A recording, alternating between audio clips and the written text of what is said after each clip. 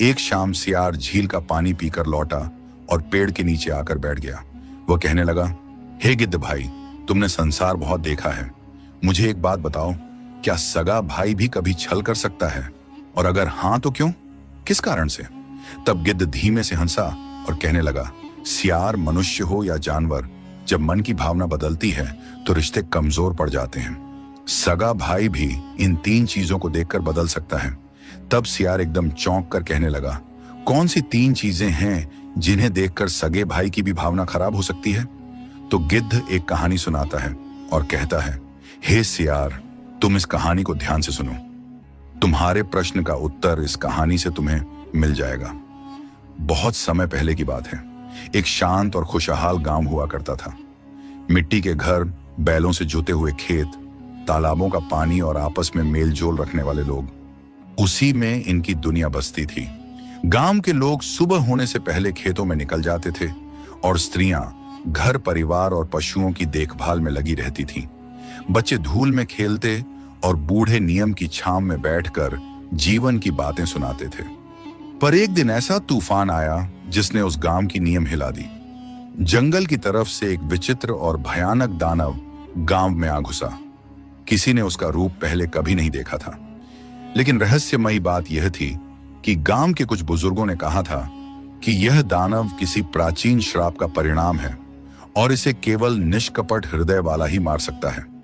उसके कार्यों ने सबको कंपा दिया था। पहली ही रात उसने गांव के पास बने खेतों में घुसकर फसलों को रौंद डाला। गेहूं की बालियां टूटी पड़ी थीं और मिट्टी जगह जगह दब गई थी। सुबह जब किसान खेतों में पहुंचे तो उनकी आंखों के सामने उजड़ा हुआ दृश्य था। कुछ ने माथा पीटा तो कुछ ने आसमान की ओर देखकर कहा, हे ईश्वर, ये क्या अनर्थ हो गया? लेकिन बात यही समाप्त नहीं हुई। अगली रात उस क्रूर पशु ने 2 गाय और एक बछड़ा मार डाला। उनके शरीर ऐसे फटे हुए थे कि देखने वालों की आत्मा कांप गई। तीसरे दिन एक किसान की खाल तक उधड़ गई और चौथे दिन एक बच्चे को वह अपने साथ घसीट ले गया। इसके बाद गांव में ऐसा सन्नाटा छा गया कि मानो किसी ने जीवन की गति ही रोक दी हो। दर्शक मित्रों, जब भय घर कर लेता है तो साहस भी द्वार बंद कर लेता है। गांव के लोग अब रात को घरों के दरवाजे लकड़ी की बलियों से बंद कर देते थे। पशुओं को बांध कर रखने की बजाय कोठरी में छिपा देते थे। कोई अकेला बाहर निकलने का साहस नहीं करता था। खेतों में काम आधा रह गया और बच्चों की चहल पहल एकदम समाप्त हो गई थी। जब डर अपनी सीमा पार कर जाए तो मनुष्य सहायता की पुकार लगाता है। गांव के कुछ बुजुर्ग, महिलाएं और युवक मिलकर राजा के पास सहायता मांगने पहुंच गए। वे महल के बाहर इकट्ठे होकर जोर जोर से महाराज को पुकारने लगे। राजा ने जब सुना कि गांव वाले किसी बड़ी विपत्ति में हैं, तो उसने तुरंत उन्हें दरबार में बुलाया। एक बूढ़ा किसान आगे बढ़कर कहने लगा, महाराज, वह दानव हमारे खेत उजाड़ चुका है, हमारी गाय खा चुका है और अब हमारे बच्चों की जान ले रहा है। हम असहाय हो गए हैं, कृपा करके हमारी रक्षा कीजिए। एक और किसान ने कहा, अगर यही हाल रहा तो हम भूखे मर जाएंगे। फसल नहीं, पशु नहीं और प्राणों का भी कोई भरोसा नहीं। राजा ने सबकी पीड़ा सुनी और तुरंत घोषणा की, जो भी इस दानव को मार देगा उसे मैं भरपूर सोना, चांदी और ढेर सारा पुरस्कार दूंगा। घोषणा ढोलन गाड़ों के साथ पूरे राज्य में फैला दी गई, लेकिन कोई आगे नहीं आया। धन कितना भी बड़ा हो, प्राणों के भय से बड़ा नहीं होता। पुरस्कार का मूल्य तभी होता है जब प्राण सुरक्षित हो। मित्रों, इस प्रकार से कुछ और दिन बीत गए। दानव के आक्रमण बंद नहीं हुए, डर बढ़ता गया। खेत सूखने लगे और गांव में रोना धोना बढ़ गया। राजा ने सोचा कि सिर्फ धन की घोषणा से काम नहीं चलेगा। तब उसने दूसरी बड़ी और चौंकाने वाली घोषणा की, जो इस दानव का वध करेगा, मैं अपनी इकलौती बेटी का विवाह उसी से कर दूंगा। साथ में आधा खजाना भी पुरस्कार में दूंगा। मित्रों, यह सुनकर पूरे राज्य में हलचल मच गई। राजकुमारी सुंदर भी थी और समझदार भी। लोग आपस में बातें करने लगे, क्या कोई सचमुच अपने प्राण दांव पर लगाएगा? राजकुमारी का हाथ और धन भला प्राण गवाकर कौन पाएगा? फिर भी किसी ने साहस नहीं दिखाया। राजा भी समझ गया कि डर सोने से नहीं टूटता, साहस से मिटता है। लेकिन उस गांव में 2 ऐसे युवक थे जिनके भाग्य अब इस कहानी को मोड़ देने वाले थे। कहते हैं मित्रों, कठिन समय में कर्म से भागने वाले बहुत होते हैं, पर इतिहास उन्हीं का बनता है जो संकट का सामना करते हैं। राजा की दूसरी घोषणा पूरे गांव में आग की तरह फैल गई थी। लोग चर्चा करने लगे थे कि जो उस क्रूर पशु को मार देगा वह ना सिर्फ धनी हो जाएगा बल्कि राजकुमारी का पति भी बनेगा। ऐसे अवसर सदियों में एक बार आते हैं, लेकिन खतरा भी उतना ही बड़ा था। गांव के ज्यादातर युवक डर के कारण अपने घरों में छिप गए थे। किसी के मन में यह साहस नहीं था कि वह प्राण देकर पुरस्कार की आशा करें। यही वह समय था जब गांव के एक निर्धन किसान के 2 बेटे आगे आए। उनका घर मिट्टी का था, छत पर फूस पड़ी हुई थी और मां के पास इतने बर्तन तक नहीं थे कि एक बार में दोनों बेटों को भोजन परोस सके। पिता बूढ़ा हो चला था और फसल घटने के कारण घर में हमेशा भूख और चिंता का वातावरण रहता था। कई रातें उन्होंने केवल पानी पीकर गुजारी थी। इन दोनों भाइयों में बड़ा भाई शरीर से मजबूत और चतुर दिमाग वाला था। उसका नाम विक्रम था। गांव भर में ऐसे ही जाना जाता था कि जिससे भलाई की उम्मीद कम और अपने लाभ का डर ज्यादा हो। उसे हमेशा लगता था कि संसार चतुरों का है और जो सीधेपन में समय गंवाता है वह मुसीबत ही कमा लेता है। वह अक्सर कहता था, निर्धनता भाग्य से नहीं मूर्खता से आती है। वही छोटा भाई अर्जुन स्वभाव से थोड़ा शांत, विनम्र और बड़ा दयालु था। वो अपने छोटे छोटे कामों में प्रसन्न रहता था, दूसरों की सहायता करता और अपने हिस्से का भोजन भी जरूरतमंद लोगों को दे देता।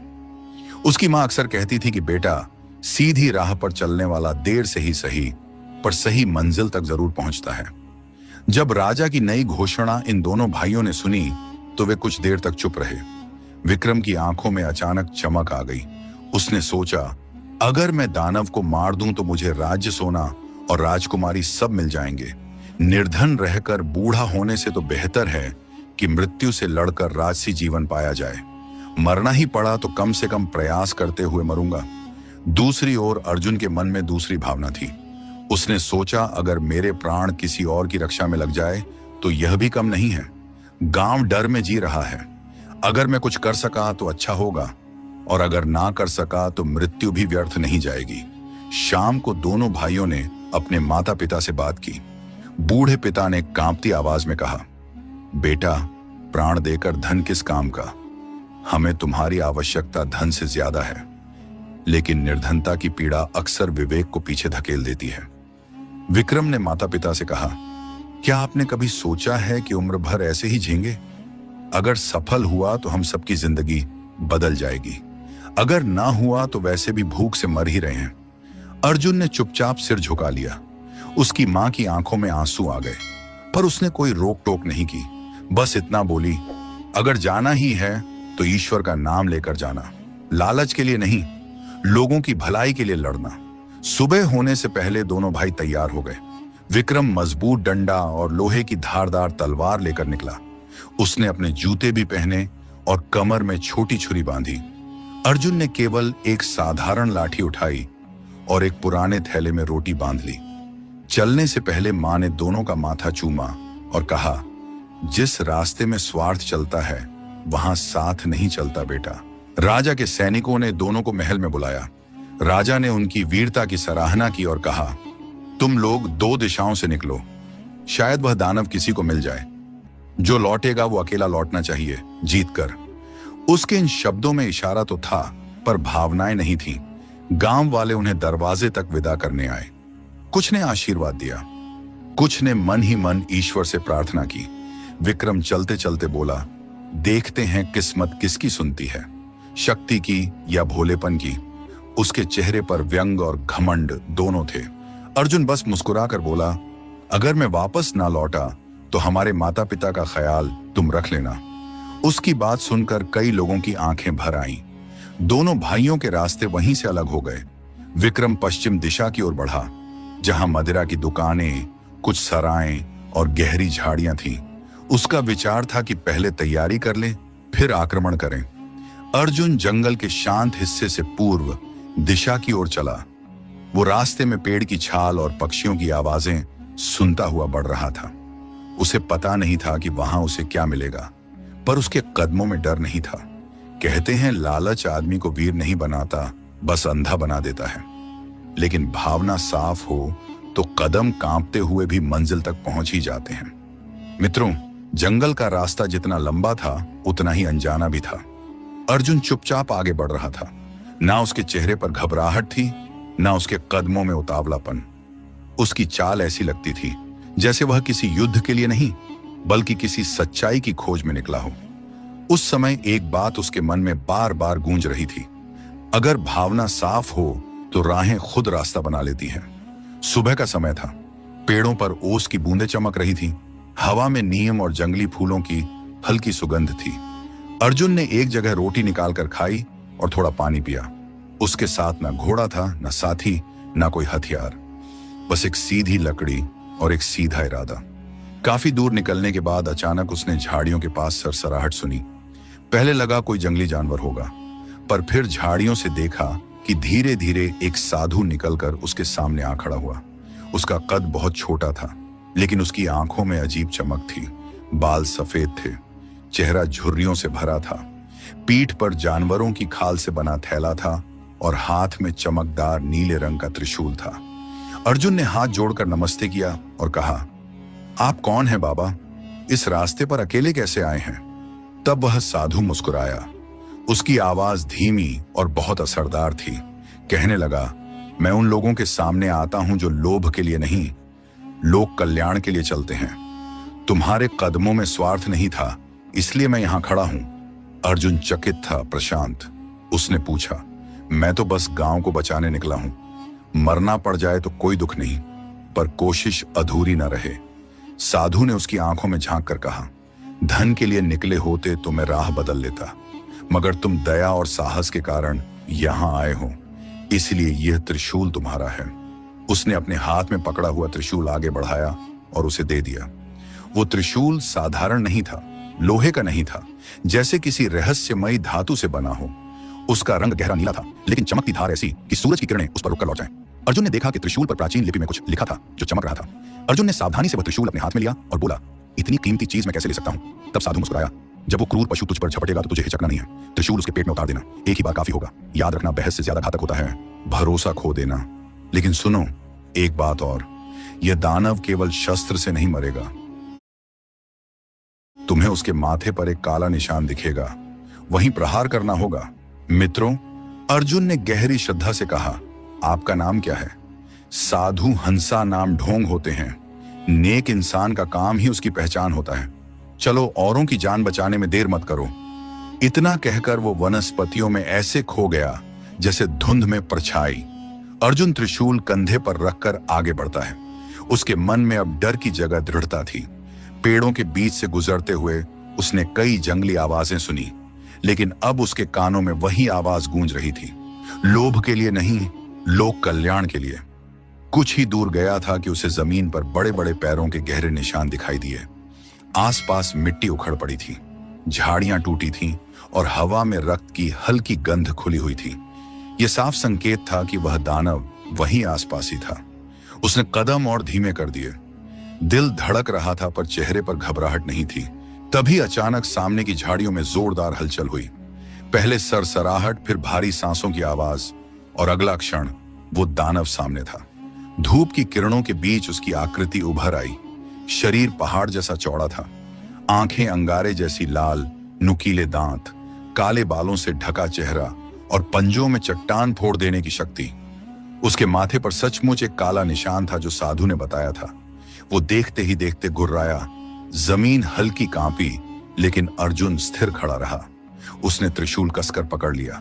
दानव ने एक क्षण के लिए गरज मारकर आसमान को जैसे फाड़ दिया, और अगले ही पल वो बिजली की तरह उसकी ओर झपटा। दहाड़ इतनी भयानक थी कि दूर के पंछी तक उड़ गए। पर वही समय था जब साहस और हथियार को एक होना था। जैसे ही वह क्रूर पशु हमले को करीब लाया, अर्जुन ने बिना देर किए त्रिशूल को दोनों हाथों से पकड़कर सीधे उसके माथे के काले निशान पर पूरी शक्ति से घुमा दिया। चीख नहीं, धमाका हुआ। त्रिशूल निशान के आर पार चला गया और दानव आगे बढ़ने से पहले ही ढह गया। धरती हिल गई, सूखी पत्तियां उड़ गईं, जैसे सन्नाटा टूटकर खामोशी में बदल गया। अर्जुन कुछ देर वहीं खड़ा रहा। उसने अपने माथे का पसीना पोंछा और मन ही मन उस साधु को धन्यवाद किया। उसने आकाश की ओर देखा, जैसे किसी अनदेखी शक्ति को प्रणाम कर रहा हो। अब उसने दानव को घसीटकर कंधे पर उठाया। शरीर भारी था पर मन हल्का। उसका लक्ष्य साफ था, इसे राजा के सामने ले जाकर गांव को भय के बंधन से मुक्त करना। मित्रों, उधर अर्जुन वन के शांत और कठिन रास्तों से होते हुए उस भयानक दानव का वध कर चुका था, लेकिन दूसरी दिशा में निकला था विक्रम। वो शुरू से ही किसी और इरादे से चला था। उसके मन में ना गांव की रक्षा का विचार था, ना उस दानव से लड़ने का साहस। उसके पास तलवार जरूर थी, पर हथियारों से ज्यादा उसके पास चतुराई और स्वार्थ था। वह जंगल में ठीक से गया भी नहीं। आधे रास्ते में उसे एक पुरानी सराय जैसी जगह मिली, जहां कुछ लोग मदिरा पीकर ढोलक पर नाच रहे थे। विक्रम ने सोचा, जो लड़ना चाहे वो लड़े। मैं पहले पेट और साहस दोनों को गर्म कर लेता हूं। वह भी उसी भीड़ में जाकर बैठ जाता है। उसने मदिरा के 2 घूंट पिए और अपने आसपास बैठे लोगों से बड़ी बड़ी डींगे मारकर कहा, मैं दानव के पेट को चीर कर फेंक दूंगा। राजा की बेटी मेरी होगी, तुम लोग देख लेना।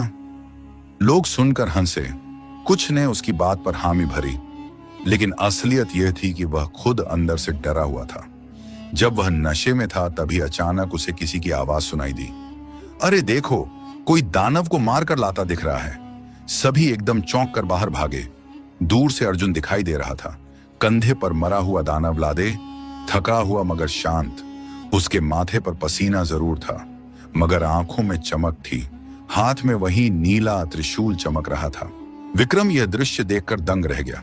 उसे सबसे ज्यादा चोट इस बात ने पहुंचाई कि वह अर्जुन, जिसे वह हमेशा कमजोर, मूर्ख और निर्धन समझता था, आज उस काम को कर गया जिसे करने का ढोंग वो कर रहा था।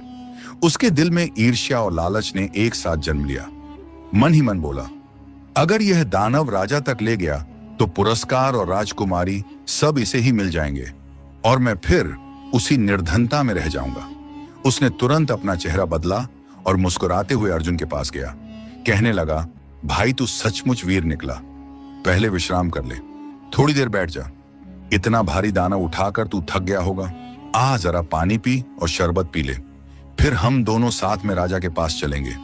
अर्जुन ने भोलेपन से सोचा कि बड़ा भाई सच में खुश है। उसने त्रिशूल अपने कंधे से उतारा और दानव वहीं पास में रख दिया। फिर वो उसके साथ बैठ गया। विक्रम ने प्यार से पहले पानी दिया, फिर चुपके से मदिरा भी पिलाता रहा। धीरे धीरे अर्जुन नशे के असर में ढीला पड़ने लगा।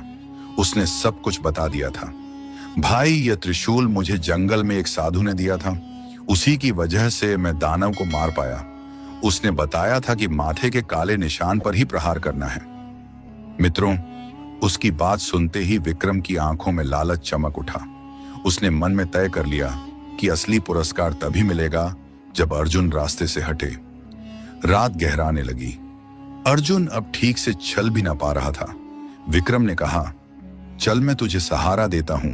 हम पास के पुल से होते हुए सीधा महल जाएंगे।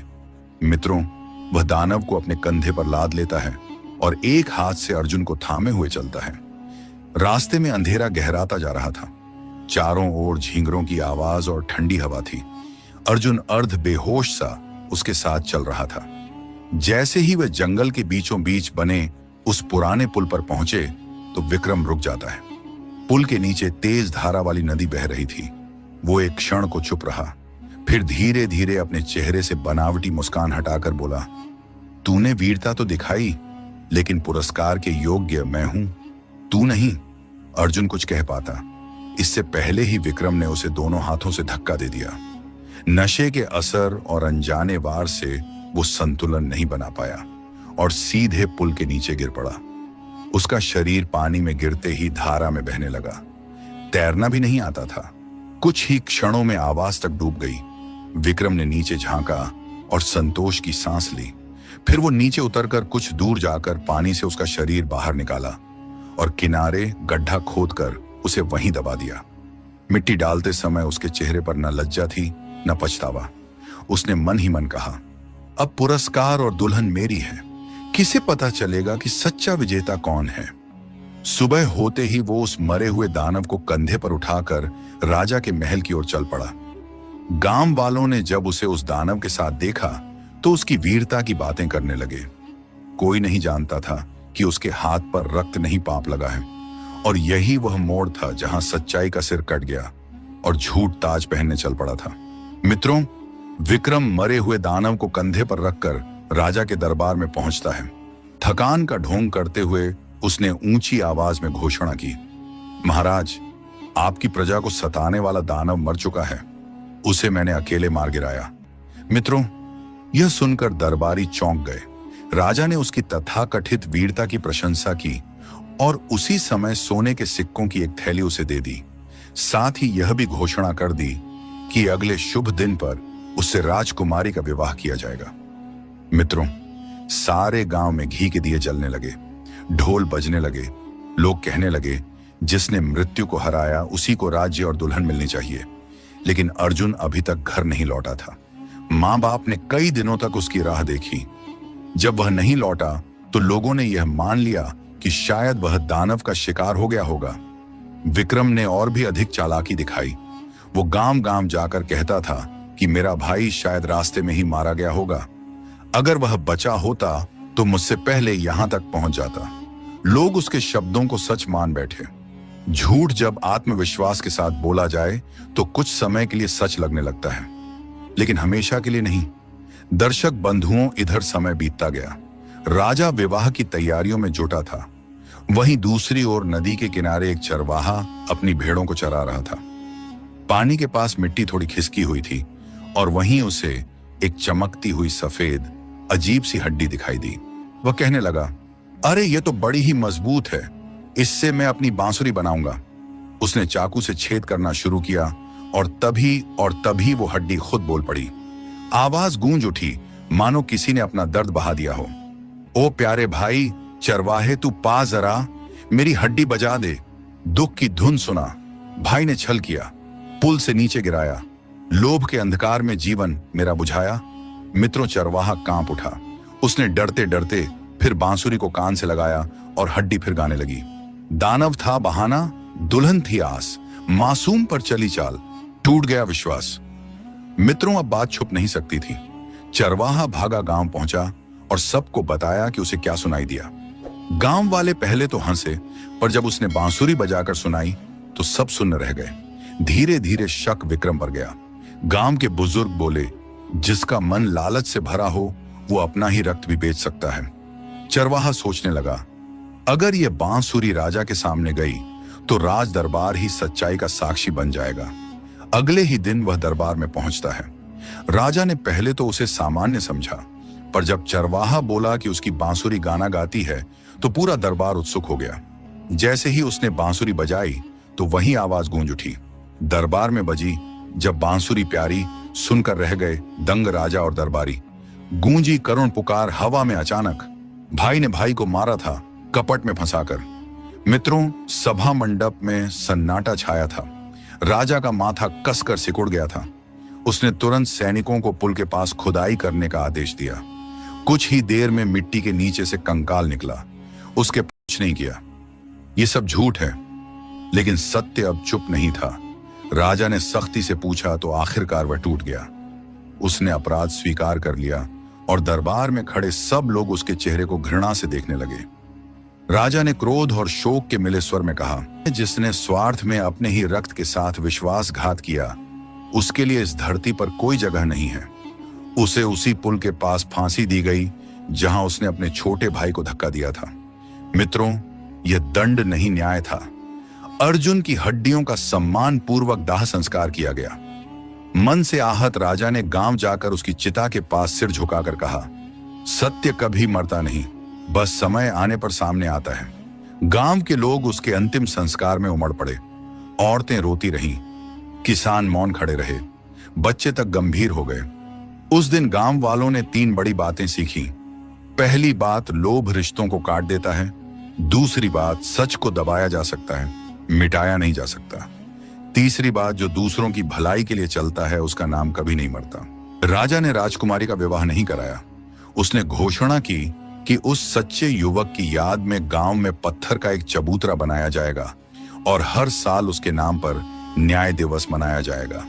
और वह बांसुरी उसे किसी ने फिर नहीं बजाया, पर उसकी कहानी पीढ़ी दर पीढ़ी गाई जाती रही। कहते हैं सच की डगर कठिन हो सकती है, पर अंत में उसी की विजय होती है। जिस घर में स्वार्थ पनपता है वहां विश्वास मर जाता है। मिट्टी सब ढक सकती है, पर इंसाफ की हवा देर स्वेर सब उखाड़ देती है। गिद्ध ने कहा, हे सियार बंधु, अब मैं तुम्हें बताने जा रहा हूं वे 3 चीजें कौन सी हैं जो सगे भाई की भी भावना खराब कर सकती हैं। पहली है धन, दूसरी है सत्ता या पद, तीसरी है स्त्री की लालसा और विवाह का स्वार्थ। सियार ने सिर टेढ़ा करके पूछा, सिर्फ इनसे ही धोखा होता है? धन, पद और विवाह, यह 3 परीक्षाएं ऐसी होती हैं जिनमें कई बार सगे रिश्ते भी असफल हो जाते हैं। सियार ने पूछा, तो इंसान क्या करे? तब गिद्ध कहता है, रिश्ते रक्त से नहीं भावना से चलते हैं। जिस दिल में लालच घुस जाए वहां प्यार दम तोड़ देता है। चंद सिक्के, थोड़ा सा पद या किसी और के पास मिलने वाला सम्मान, ये सब मिलकर भाईचारे की जड़ काट देते हैं। मित्रों, 3 चीजें उन्हें याद रखना जो भाईचारा तोड़ देती